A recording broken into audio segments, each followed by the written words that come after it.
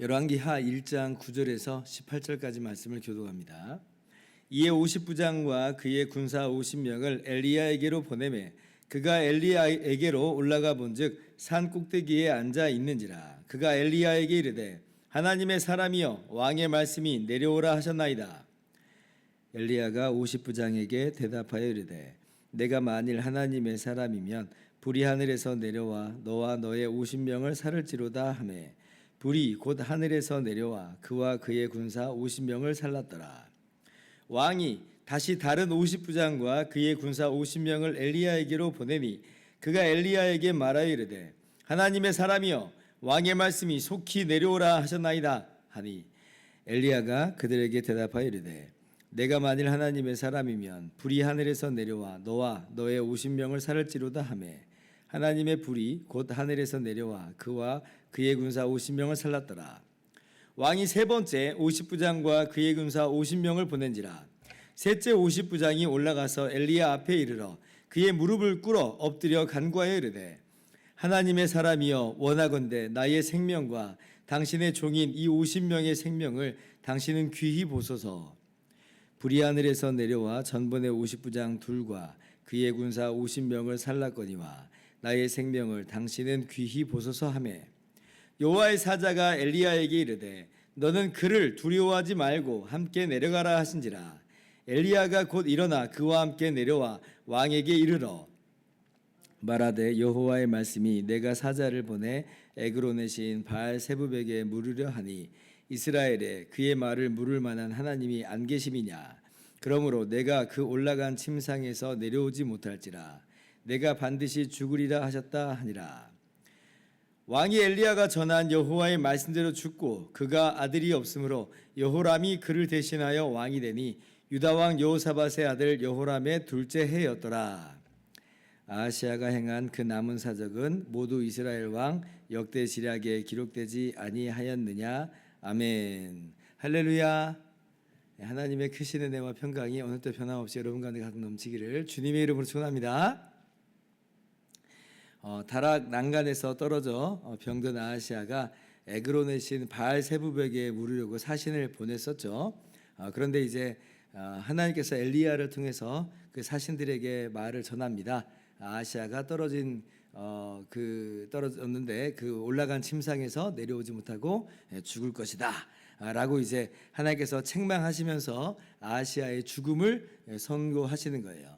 자, 그러면 이제 아하시아가 사신들을 통해서 그 엘리야의 말을 들었습니다. 그러면 이 아하시아는 어떻게 해야 될까요?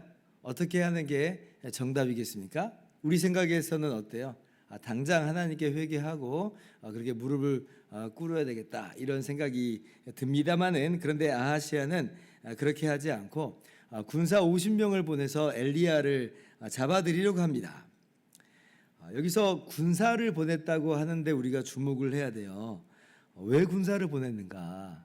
이게 뭐 좋은 일로 와주세요 뭐 그러는 거면 그렇게 선지자를 부르는 거면 군사를 부를 리가 없는 겁니다. 게다가 50명이나 되는 그 군대를 보낼 리는 없는 일이에요.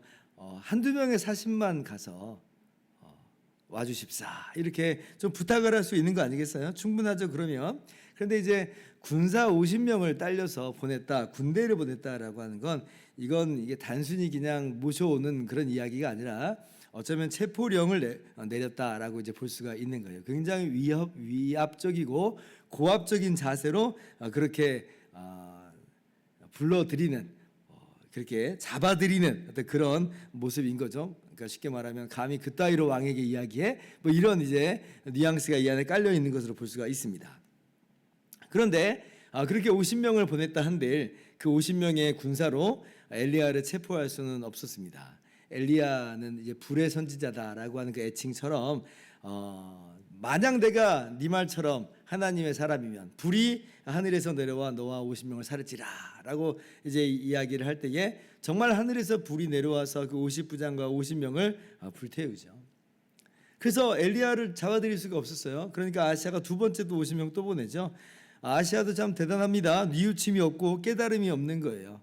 근데 이제 둘째 50부장이 와서도 결과는 똑같습니다. 둘째 50부장은 한마디를 더 붙이죠. 11절에 보니까 속히 내려오라. 왕의 말씀이 속히 내려오라. 제초까지 합니다. 근데 역시 마찬가지로 하늘에서 불이 내려와서 이 50부장과 50명을 이제 불태우는 것이에요. 뭐 여기서 이 50부장하고 50명은 무슨 죄입니까? 뭐 애꿎게 100명이나 이렇게 죽게 됐네요. 라고 좀 이 군사들에 대해서 애틋한 마음이 좀 들기도 합니다만은, 그런데 이제 꼭 그렇지만은 않은 게 이 50부장의 태도들을 보면 왕의 명령이 지금 오라고 하는데 어디 감히 선지자가 안 내려와? 라고 하는 이제 그런 이제 뉘앙스가 이 안에 깔려 들어가 있죠. 15절에도 그를 두려워하지 말고 내려가라 라고 하는 것은 50부장이 엘리야를, 그 군사를 이끌고 와서 엘리야를 두렵게 할 만한 그런 상황을 연출하고 있었다라고 하는 것을 이제 보여주기도 하는 거죠. 그래서 사실 이 50부장들 둘과 이 군사가 뭐 아무런 잘못이 없다라고 하기보다는 그들 역시도 이 아시아의 명령을 따라서 진행하긴 했지만 굉장히 하나님의 사람, 이 선지자에 대한 이 자세가, 올바른 자세가 좀 결여돼 있었다라고 볼 수가 있는 거죠. 아무튼 그래서 이제 아시아가 세 번째로 또 50부장을 또 보냈어요. 그러니까 이제 이 세 번째 50부장은 지금 앞선 모든 일들을 다 알고 있잖아요. 그러니까 이 50부장은 납작 엎드립니다. 13절 말씀.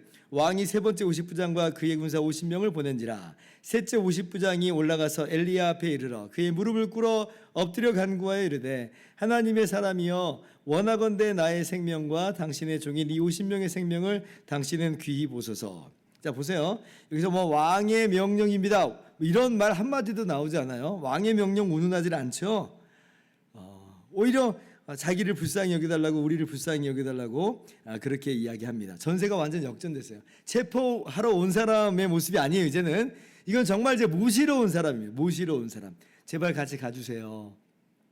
라고 이제 하는 거죠. 완전 전세가 뒤집어졌어요. 그래서 이제 엘리야가 아하시아에게로 간 것입니다. 하나님께서 말씀하시죠. 그를 두려워하지 말고 함께 내려가라. 그래서 이제 오늘 이 말씀은 하나님께서 하나님의 말씀을 대언한 엘리야를 보호하신 그 사건이라 이렇게 볼 수가 있어요. 만약 하나님께서 이렇게 보호하시지 않았다면 엘리야가 무슨 꼴을 당했을지 몰라요. 그죠? 하나님을 경외하지 않는 왕입니다. 왕이 죽는다고 근데 예언을 했으니까 아마 목숨이 10개라고 해도 부지하지 못했을지 몰라요. 어쩌면 감옥에 감금됐을지도 모르고 그렇습니다. 그런데 이제 이런 기적들을 통해서 하나님께서는 엘리야에게 권위를 부여하신 것이고, 그래서 악한 사람들이 엘리야에게 손도 하나 대지 못하는 그런 일을 오늘 말씀 속에서 우리는 발견하게 되는 겁니다. 어떻게 보면 엘리야 선지자도 이만큼 또 성장하고 성숙했다라고 볼 수가 있어요. 예전에는 안 그랬죠. 예전에 이제 갈멜산 이 전투, 바알 선지자 450명과의 이 대결에서 승리하고 하늘에서 불이 떨어지고 막 비가 내리고 그런 놀라운 승리를 이제 거두고 난 다음에, 근데 이제 이세벨이, 아합의 아내였던 이세벨이 너의 목숨도 그들과 같이 되리라, 엘리야를 죽이겠다고 위협을 하니까 도망가잖아요. 엘리야가 그때는 자기 목숨을 어떻게 보든 부지해 보려고 도망을 간 겁니다. 그러면서 이제 로뎀 나무 밑에 앉아가지고 기진맥진 해가지고 자기를 죽여달라고 누워가지고 그렇게 하나님께 기도했던 엘리야의 모습이에요. 그런데 오늘 말씀은 엘리야가 그렇게 두려워하고 도망갔다 뭐 그런 일 없습니다. 세 명의 50부장이 오기까지 엘리야는 그 자리를 좀 지키고 있는 거예요. 그러니까 엘리야도 어떤 면에서는 신앙의 연륜과 이 신앙의 측면에서 성장하고 성숙하게 됐다라고 하는 것을 오늘 또 우리가 말씀에서 보게 되는 것이죠. 그래서 오늘 말씀 통해서 우리가 몇 가지 귀한 교훈을 얻게 됩니다. 첫 번째는 우리가 오직 하나님만을 두려워해야 되겠구나라고 하는 것을 오늘 말씀에서 다시 한번 확인하게 돼요. 정말 우리가 두려워해야 되는 대상이 누군가? 왕인가 하나님인가? 왕이 아니었어요. 그들이 아무리 이 군대를 이끌고 왔다 할지라도 그들의 이 권세가 미치지 못하는 것을 보게 됩니다. 그러면 정말 참으로 우리가 누구를 두려워야 되는가 분명히 알게 되죠. 하나님을 두려워해야 됩니다. 하나님을. 마태복음 10장 28절에 몸은 죽여도 영혼은 능히 죽이지 못하는 자들을 두려워하지 말고 오직 몸과 영혼을 능히 지옥에 멸할 수 있는 일을 두려워하라. 그래서 우리가 세상이 어떻게 나를 대우할까 바들바들 떨 필요는 없는 것 같아요. 오히려 우리는 하나님을 두려워하면서 행하는 것이 올바른 모습이다라고 하는 거예요. 오늘 하나님을 두려워하지 않았던 이 아하시야, 오히려 엘리야를 이렇게 잡으려 들었던 아하시야가 어떻게 돼요? 오히려 요절하게 되잖아요. 2년밖에 통치 못하고 이 엘리야의 선포대로 결국 죽고 맙니다. 아무리 지금 세상의 권력을 잡고 있는 것처럼 보여도 허망하기 그지없고 신기루와도 같고 안개와도 같고 손에서 이게 빠져나가는 거예요.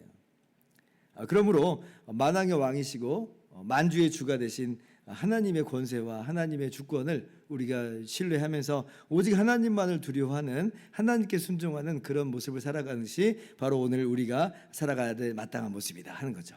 두 번째, 하나님께서 우리에게 주신 기호는 하나님께서 성도를 지키시고 보호하신다는 거예요. 언제까지? 하나님께서 그에게 맡기신 사명을 완수하기까지 하나님은 끝까지 지키시고 보호하십니다. 오늘 사실 엘리야라고 두려움이 없었겠어요? 두려움이 있었겠죠.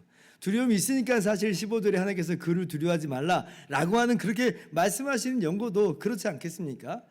엘리야는 한 명이니까 저쪽은 50명이니까 군사들이니까 두려운 게 사실이에요. 또 아하시야가 어떻게 보면 참 두려운 존재일 수도 있겠습니다. 그러나 하나님께서 지켜주시니 우리가 두려워할 필요가 없다라는 거죠. 하나님께서 성도들을 지켜주시고 보호하신다는 거예요. 우리가 이러한 믿음으로 오늘 하루를 또 살아갈 수 있기를 원합니다.